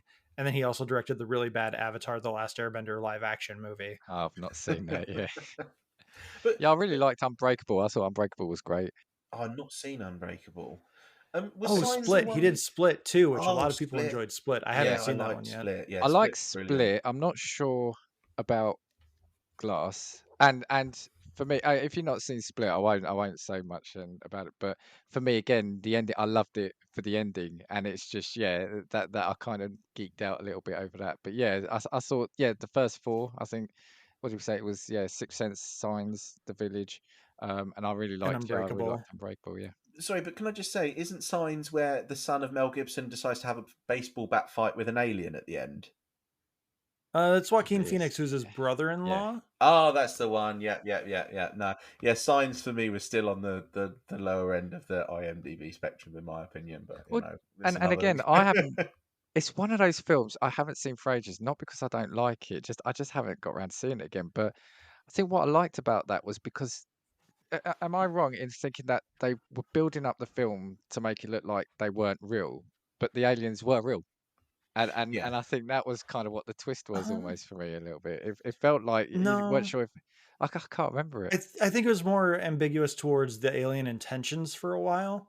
Right. Okay. Because like there is that moment pretty early on, which like that's the moment of the movie for me where you have that family that's doing the home video, Yeah. and they've got that corn Right. stalk in the front, That's right. and it's Yes. like a Yeah. Yeah. kid's Yeah. birthday party, and everyone's freaking out, and then the alien walks by. Like that moment freaks me out still because like That's right. Yeah. aliens, humanoid aliens, especially in horror movies, like if you do it well, Yeah. that it freaks me the hell out. Yeah. But no, Luke, check out Unbreakable and then Split. Oh, Definitely do that. no, I've seen Split. Seen Oh, you Split. seen Split. Oh, so then you really need to see Unbreakable. You have to. Yeah, I know. I'm going to have to now. And It's another I thing on the saw list. Glass. Glass was the last one, wasn't it? In that kind of run of films. And yeah, I'm not sure what I thought of that. Not sure what I thought of that. I think Split was definitely better, but I think Split just plays to how good of a bloody actor James McAvoy is. Yes. all those characters he played, Yeah, yeah, yeah, unbelievable performance in that film. It's yeah. ridiculous. But he's always Yeah, been if anyone brilliant. but M. Night Shyamalan directed that movie, he probably would have gotten a Best Actor nomination. So it's basically, if you want to lose out on awards, just don't accept the script from him. Like I said, because I remember him being the big thing, wasn't it? When The Sixth Sense I came th- out, that was it. He I was was just huge. gonna say, I think that's why Mark Wahlberg took The Happening was because he probably didn't even read the script. He's like, "Oh, it's a Shyamalan movie. Sign me up." Yeah, yeah, And yeah, Yeah. yeah. like, and that was the beginning of the end for Shyamalan before he had a brief resurgence with Split, and then he just burned all that goodwill again. Right. I'm just keeping an eye on the time. I think we've got another probably 20 minutes or so. Josh, did you have any more? Well, let's break away from like TV and stuff. This is one I think you and I can talk about a little bit, Dan. Mass Effect 3. I've got it I here. don't I've got it here. That was my. I don't necessarily hate the ending. I just would have liked to have seen a little bit more because we've spent 3 games and God knows how many hours building this arsenal, this army to fight the Reapers, and in the big climactic moment of the game, we never see it. We're fighting Yes. on Earth and Yeah. we hear all this stuff going on over the radios, but we never see like the Rachni and the Krogan working together, and we never Yeah. see the I'm forgetting all the other species names now, but we don't see like Liara's people and the humans fighting together. We don't see all of these allegiances that we've spent 3 games building and fighting off this giant Reaper army. We just see what we're seeing, which is Shepard running towards the Reaper before we end up on the Citadel somehow. And I want to see that payoff more than anything of like, this is the work I've put into this game helping me with this battle. Because I don't hate the ending. I think it could have been better. But what we got, I think again, just giving a little bit more payoff for the work we put in would have been better. Absolutely, absolutely. Lou, I know you've not played it, but you don't mind us talking about an ending because No, I've got some real specific views. I've played all 3 Mass Effect games, but I played Oh, them yeah, so yeah, long ago when I was a kid, yeah. and I just never went back to them. I talked recently in a pod about having to go back and replay them.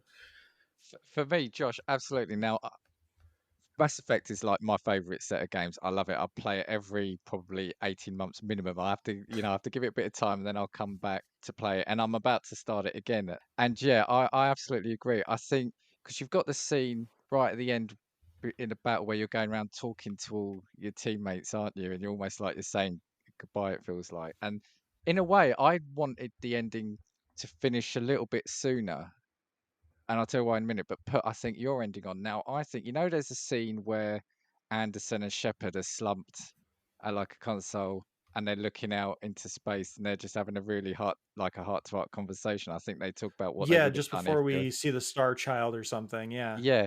I almost think that should have been the ending, and maybe they should have both just died there. And then you see, like you said, the battle, maybe or what's happening going on around them. I know the Star Child is obviously fundamental, but they could have worked something into it.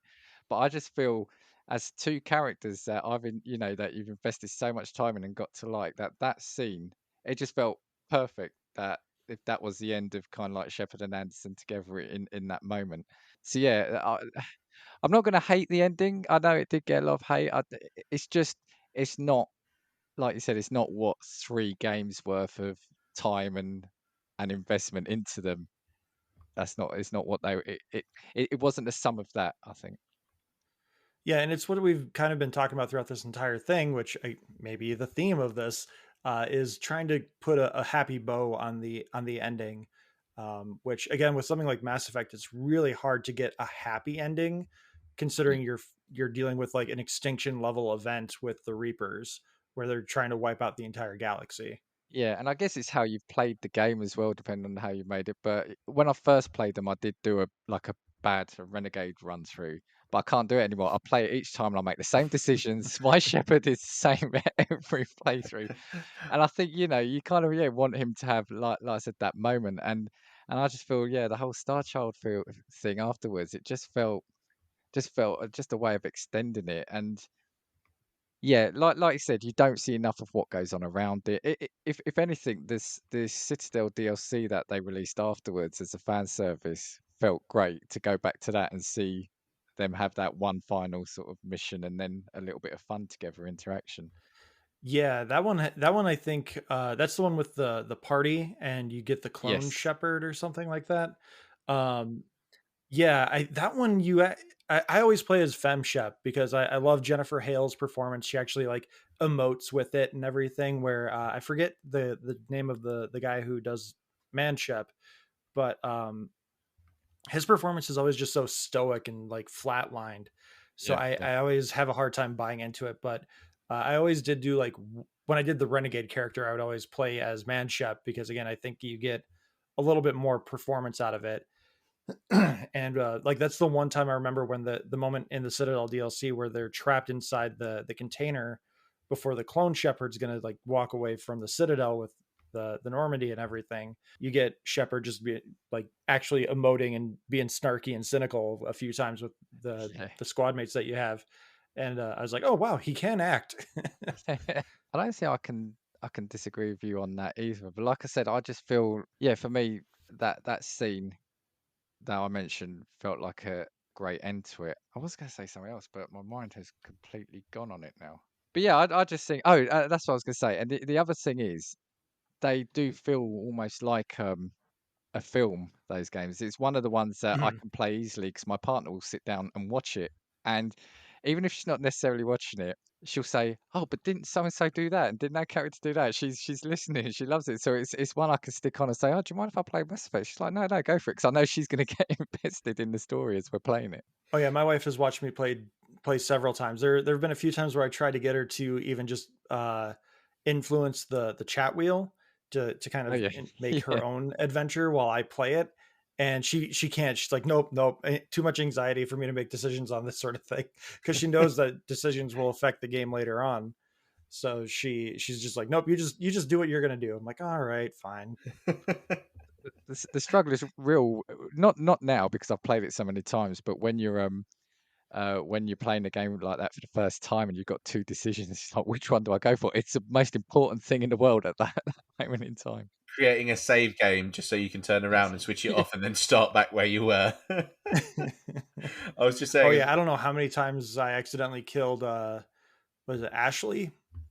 Oh yeah, In the yeah, first game you can choose between Ashley and Caden, and that's one of the few times where like I will stick. I don't care that she's a space racist.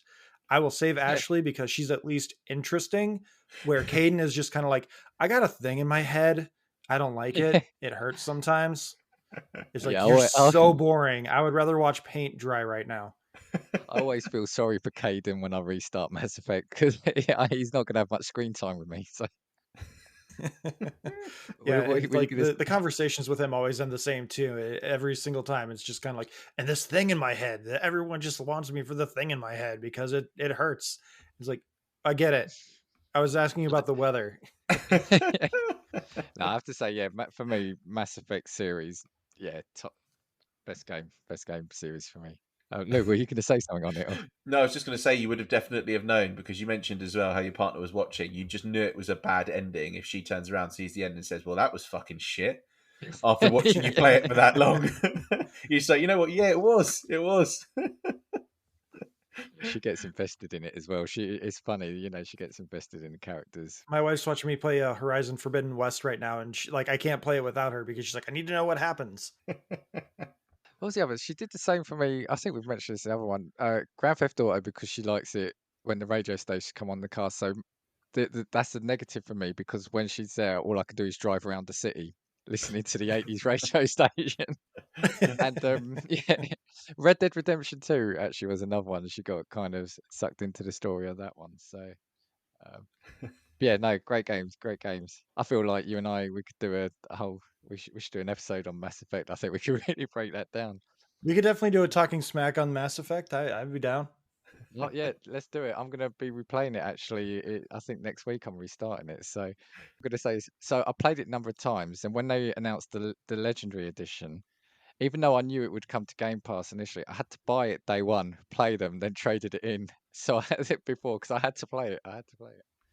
Oh, I'm a physical copy person. I even with Game Pass, I have my disc in case I ever need to shut down my Game Pass subscription for a while. Yeah, no, absolutely. And that one, I don't blame you. Oh, hold on. I wasn't sure how far open my cat was going to open the door. So if you heard that creaking just now, that was my cat deciding he needed to make an appearance. Hi.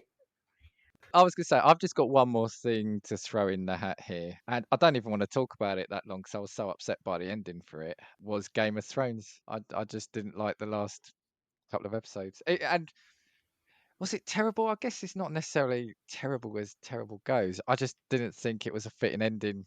Again, kind of like we're talking about the Mass Effect ending. It's just the previous however many seasons I felt the last season and last episode of Game of Thrones just didn't sum it up for me, I think. It was very unsatisfactory. I'd almost have ended it, the cliffhanger ending of the previous season where you see, is it the White Walkers descending or moving in? I think they've broken through the wall and I think they're moving in, and you see the ice dragon, I think it is. I think that's how the previous season ends. I'd almost leave it there. That's right. Yeah. Yeah, I'd leave it there. Leave it on that cliffhanger. Don't tarnish it. See, now, unlike you guys who all wasted years of your life, I didn't do that because I never watched Game of Thrones. So, joke's all on you guys, really, isn't it? Alongside everybody else listening to this that did. There's 6 seasons of such good television and storytelling. Yeah. And then you get to 7 and 8, and it's like, is this the same show? Well, everybody that I've ever spoken to has always said, if you watch Game of Thrones, just forego the last season. And I'm like, well, hang on a minute, what would I do that for? I'm like, why would I go into a show knowing that I'm not going to get... I think you can, though. The thing is, like Josh said, I think the first 6 seasons hold up brilliantly, and I've rewatched them. I just didn't watch the last season. I think they still hold up as great television. It's just, it's just so disappointing. There's some really, and you saw the memes come out at the end. There's one of, is it when Cersei's running down the stairs when the Mountain and the Hound are having a fight? It just looks, she just looks really out of place running down. It was just, not great. So that was it for me. My own examples. Lou, did you have any more? No, not really. I did have one more film one, but I just wanted to forego it entirely because I actually hated that film more than The Happening, and I feel like it's going to make me angry if I say it now. Say it. Yeah. No, Josh, we want that now. Yeah, right? Come on. Now I'm curious. Right, it's Nicolas Cage, which I feel like isn't outwardly shocking, to be fair, and it's the film Knowing. Oh, I've not seen. I haven't seen that one. Oh my! You know what? Watch it because then you can be as anger induced as I am. Then, so I'm not going to spoil this one. Watch it. Hold on. To quote you literally 2 minutes ago, why would I watch that now if you just slating it? Well, we've given him so much homework. I guess we could watch a 90-minute movie that's bad. Go on, then. Yeah, honestly, I would have genuinely. I know this is so ridiculous, but I would have preferred a woke up in a dream ending similar to The Happening. I just thought it was really cool concept, crap execution. Nicolas Cage, I feel like, floats between making a great film and a crap one, and a great film and a crap one. And he's just always been like that, so you never know what you're going to get with him. But yeah, he's got to pay off all those debts because he's buying so many Superman comics. Yeah. But Okay, yeah, cool. so yeah. Josh, did you have any more? I've got two more. I have Fable 2, another video game, which Okay, again, okay. just make it an actual boss fight. Don't have the guy monologue for 20 seconds and then you just line up your gun and kill him. That is just very unsatisfactory again.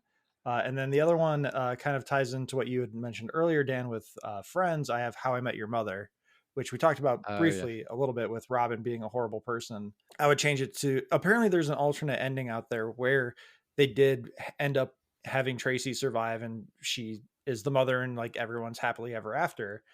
But to the creators' credit, they stuck with their original ending, which is Ted and Robin end up together. The only problem is the show went for like 3 seasons longer than they anticipated, and they just kept making Robin worse and worse and worse of a person, Yeah. to the point where, again, like you don't see how Ted can be happy with this person other than the fact that we've invested 9 seasons of him being in love with her. Yeah, yeah, I remember that upsetting a lot of people. It really did upset a lot of people. And I'd forgotten about the Fable 2 ending, actually. Yeah. I don't remember what happens after with the epilogue, but I just remember that fight, and it's like you're geared up for it, you're all leveled up, Yeah. and then they're just like slow motion bullet time. You aim your gun, and that's it. Thanks, Peter Molyneux. You've disappointed us Disappointment. again. Well, he is the one who made a game about destroying bits of a cube and having a life-changing Yeah. prize inside that Yep. didn't change him. Well, except made that guy's life worse, I think. That was the Yeah. life-changing event. Didn't he Yeah. have like a £50,000 virtual pickaxe that you could buy as well, which would like take all the blocks away? Or am I making that up? Or well, it was like, Uh, yeah, X I amount of wouldn't be blocks, I think. surprised. Yeah. Yeah, it was like a stupid tool or something. I'm pretty sure. Okay, if that's it for for everyone's examples, I was going to do a couple of things. I was going to do some alternate takes, but that's probably going to take a while, so I'm going to skip that.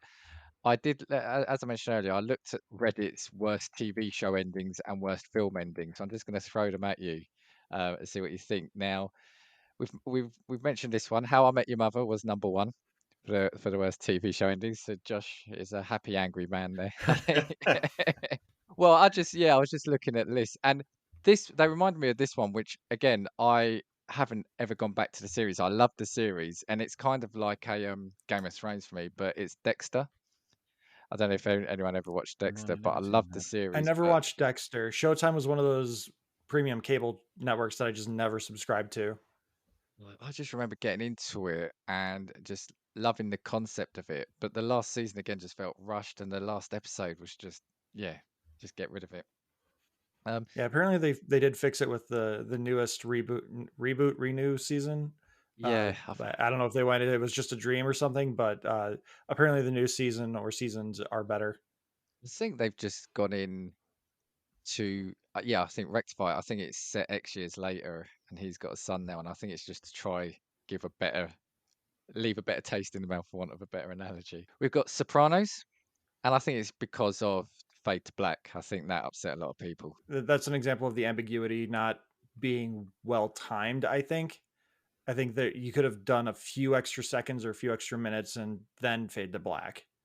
Yeah, yeah, absolutely. This one, Quantum Leap, but they've said as well, not that it's this fits in that not that it's a bad ending, it's just not a happy one, and it fits into that thing everybody wants a happy ending. So I don't know, Lou, do you know what Quantum Leap is? No, no. It's a guy, it won't get into mechanics, but keeps jumping in through time, his timeline into people's lives, and has to. The only way you can move on is to fix something that bad that was going to happen to that person. Right, okay. But it just I remember the last episode finished with him the fact that he never got home, and it just came up with a scream that he's basically continuing to jump, and yeah, people hate it because they didn't get that happy ending on that one. Yeah, the series was canceled, which is why they never got the happy ending. Yeah, and they've been talking about it for years about a film, etc. But it's just yeah, it's never happened. But I think leave it in the past now. Sherlock, I think they just said it ran out of steam. The British one, and I think I agree. I don't think it was bad, but the last couple of episodes just felt silly. Entourage, never seen that, but they said it was criticised for its lack of conflict, which is quite weird, saying it went all Disney at the That's end. that's another one of those shows where just everyone's awful and I can't watch it because there's no good person to enjoy. Yeah, I've never watched it. Never watched it, and now I've got no reason to. This one is a Netflix show. It's called Bloodline. I don't know if you've ever seen it on Netflix. No, never seen this. Is that the vampire one? No, no. So I can say this because it's not necessarily a spoiler. It's the whole concept of it. It's a family where they kill one of the members of it, and it's about them covering it up and how it comes out. Now, the Hmm. first two seasons felt compelling, but again, the third season just felt like they couldn't keep that up. So again, it's like good storytelling that not much then happened in the last one. And I think they've said here, I think similar to your Mass Effect 3 conclusion, they said the finale in season 3 found one of the characters attempted to make things right by deciding he'll confess to the guy's son that he killed him, but the fact that the conversation and the result of it happened off screen was a letdown, which does feel a bit of a miss there. Breaking Bad is on here. A lot of Oh, people, and I've seen really? that. A lot of people seem to dislike it. They say that the finale undid much of what the show had previously accomplished and actually vindicated Walter White. I kind of Mm, thought it was all right. yeah, I quite like the ending of Breaking Bad. To be fair, I thought it was a nice way to set him off. And also, if people are moaning about that film, in reality, Walter White ended that film irrespective of what he did towards the end in saving people. He ended that film a vile bastard. Sorry, he ended that program a vile bastard. So, yeah, he the ending of him bleeding out in the middle of a drug lab was Yeah. beautiful. Like, Josh, your take on that? Breaking Bad's one of those shows that everyone, it was a phenomenon. Everyone was talking about it. I binged it pretty heavily to finally just get in on the action of it. I think I watched the first like 4 seasons. It went 6 seasons, I think, or maybe 7.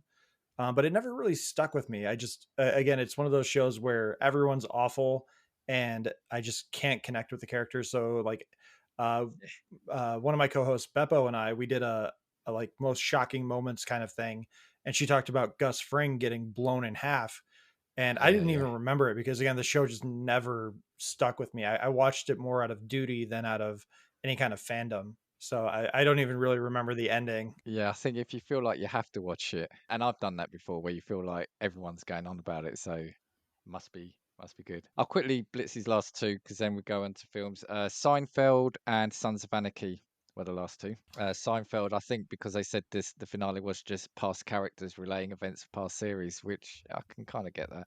And for movies, according to Reddit, we've got Man of Steel. This is worst movie endings. Man of Steel, Source Code, I Am Legend, Indecent Proposal, Planet of the Apes, Now You See Me. There you go. I think I'll cut a couple out because we may have actually discussed them. But yeah, there you sorry, go. yeah. Can we just say Source Code was trash? Was Proper. Source Code the Johnny Depp one where he No, becomes the internet? no, it was. Is it Jake Gyllenhaal? Yeah, yeah, Jake yeah. Gyllenhaal, like on a train trying to stop a terrorist attack. I Oh, I've think heard is good it. things about that Yeah, one. Oh, I didn't like it at all. I didn't like it at Oh, all. I think the film's good, but yeah, here they're saying it's the ending. Yeah, I get that. I think we've had quite a good show there. I think we could have probably talked about each one a lot more. So I think, yeah, before we finish, Josh, do you want to let people know where we can hear you or where best to get you? if you want most of my entertainment takes, I do that from the Talking Smack account on Twitter. That's at Talking Smack Pod. Smack is spelled SMAC. And yeah, most of that is me talking to other podcasts or sharing my thoughts and opinions. Sometimes Alex will share some news and throw some snark in there. Different Alex from the one we talked about earlier with Dan at work. Sorry if you hear my dog barking. She wants to go outside in this 100-degree weather. Yeah, at Talking Smack Pod, I also have we have a Twitch account that we're starting to use where I'm playing Star Wars Jedi Fallen Order. And my personal account is at Josh_Scar. Scar is spelled SKAAR. That one I get a little bit more personal and political because just to say it, I don't know if you can cut it out if you want to, but America is kind of in a big spiral right now and it is breaking my heart. No, that I see your tweets and yeah, I get it. Get it. All I can say is thank you for coming on. I think it's been brilliant. I think definitely go have you on again at some point for an entertainment themed show. Lou, were you going to say something? Looked like you were going to say No, you could something. just catch him soon to be a Marvel writer as well. Yeah, yeah, yeah, I think so. Well, I think if any Oh script man, writers are that listening would be to a us, dream. yeah. Yeah, I can be a script doctor. But yeah, I should also mention the podcast is able to be found on Spotify, Apple Podcasts, Good Pods, Pod Chaser, and a few others that. Again, I'm not quite sure if our RSS feed is properly updated. We should be on Google, but I don't know. I don't get stats from that because Anchor is kind of weird. Yeah, we've been talking about that. Brilliant. No, cheers, Josh. Lou, before we go, anything from yourself? No, apart from the fact that don't watch Knowing. I just tell everyone to go that film, save it, because on your deathbed, when you've come to realise all the mistakes that you've made in your life, the one regret I'm going to have is wasting an hour and a half on that film. Wow. Wow. Well, I'm just going to say, if you have liked what you heard, please give us a review or a rating if you can on your platform of choice. You can get us on pretty much all the places Josh mentioned, but if you want to drop us an email, it's castingviewspod@gmail.com, and Twitter is @castingviews. And I had forgotten to do a before we go piece because that's a new feature which I knew would only last about a couple of episodes. However, I've got something I want to throw. Now, the problem is this would have started off another conversation for about 90 minutes, I think. So I'm just going to throw it and we're going to cut away. Like The Sopranos, we're going to cut to black. So Lou, Cars, top tier Pixar, right? Yeah, of course, of course, of course. Literally the pinnacle of the pinnacle. It's if you've got the iceberg or your hierarchy, it is Cars and then everything else. Any comments, Josh? I can't remember what yours was, but we were talking about this in the thing. But yeah, that caused a lot of controversy on Twitter, Lou. There's a big ocean between us, but I'm happy to meet up and have a fight over this one. It got our biggest whole involvement interaction. Do you know what it is? I've said this before. I'm going to say it till the day I die. Cars is not only a great animated film; it's also a great racing film. Not only is it a good animated story, it's a great racing film as well. It's like everything mashed together, and Owen Wilson as well. Why not? Michael Schumacher is in Cars. That's how you know it's a good racing film. Not having any Josh, cast anything slander to on say this show. before we finally go on that? The Incredibles is probably the best Pixar movie, maybe Up, in my opinion. I have a great picture that maybe I'll put up with this episode of me and Kevin from Up that I took at Disney World. So, Oh, nice. Yeah. Lou, you're wrong, but you're allowed to have your opinion. Yeah, I didn't. No. Right, ending. Sorry, no, we're cutting. Right, so you can have an opinion, but opinions can be wrong. I love it. I'm going to keep bringing this up every now and then. Honestly, oh my god, I'm just my list of people that I'm going to have to defend Cars with in literally physical conflict is just getting bigger and bigger. Unbelievable. I think Cars is good, but I don't think it's in Pixar's top 10. I think it's like maybe top 15 for them, but it's not even top 10 in my opinion. No, like you said, it's if we're talking the iceberg, you've got like 5% of the iceberg, do the and outro. You've got everything else. do the outro. Of all the fandoms we've upset, Marvel, DC, everything, it's Pixar with Lou. Right, so yeah, let's stop here. So we know there's a lot of podcasts from which you could choose. So thank you for listening to Casting Views.